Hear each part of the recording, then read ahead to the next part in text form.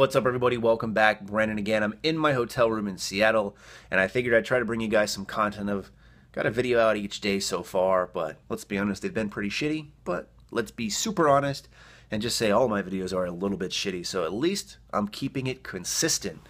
Now, before I get into today's video, what I want to mention real quick is a good friend of mine, Herbie Sherman, who has a channel here on YouTube, recently did an interview with yours truly, and it's now up on his channel. It's split into two parts, but we had a great time.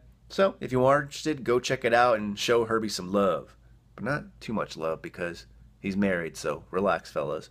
But today's video, I want to talk a little bit about online coaching, only because I get asked on quite a frequent basis, will I be somebody's coach? As well as I had some great experiences with Dan Green and Mark Lobliner as them coaching me. So I feel like I have a little bit of knowledge and insight on this. And today I really just wanted to share my own personal opinion. So everything I'm saying here is going to be opinion, but I think it's a valid one, and I think you guys could stand to learn something from it. Again, strictly my opinion. So for this, people ask me all the time, will you be my coach? Can you set up a diet plan, a meal plan? Can you set up my own programming? And although this would be a lot of fun to do, and I'm sure it could be quite lucrative in terms of making money if I decided to go down that route, it's not something I'm really interested in, just because, to be quite honest, I don't feel like I have the time necessary to devote to actually give you guys a worthwhile experience, while I would actually feel like charging you money is okay. Meaning that, yes, I could very easily put together a spreadsheet where you just type in your weight, your height, your age, and you just type in your maxes, and boom, there you go. You have a customized routine straight for you. And I could do that. However, I don't feel like that's coaching. I feel like in that case, you're paying for a spreadsheet and not the actual experience of working with somebody. Now, if I were to work with somebody, what I'd like to do is sit down and have a consultation, probably online or Skype or some kind of video chat, you know what I'm saying? Get an idea of the person. What are their goals? What are their history? What can they do? What can't they do? What do they have access to in terms of the gym? What about in terms of food? Do they have a scale? What are they trying to do with that? Will they want to follow a flexible dieting approach like I would preach? Or are they wanting to be really strict with limiting themselves and restricting themselves to certain food items only?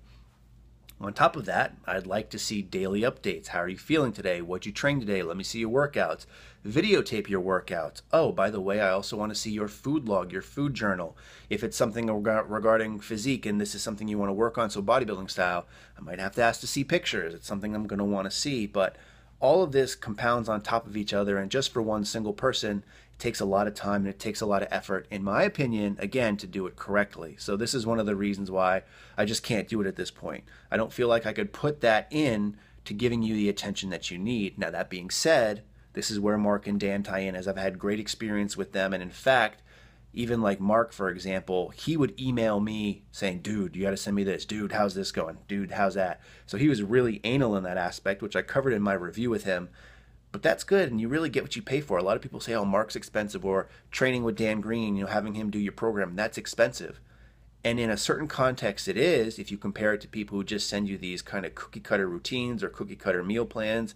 Yes, what they charge is more expensive, but the experience you get with them, the knowledge you get with them, makes the price more than worth it, in my opinion. And oftentimes, if you don't want to continue being coached by them, you at least have a blueprint for success that you can go back to and see how they did things and try to figure it out yourself a little bit.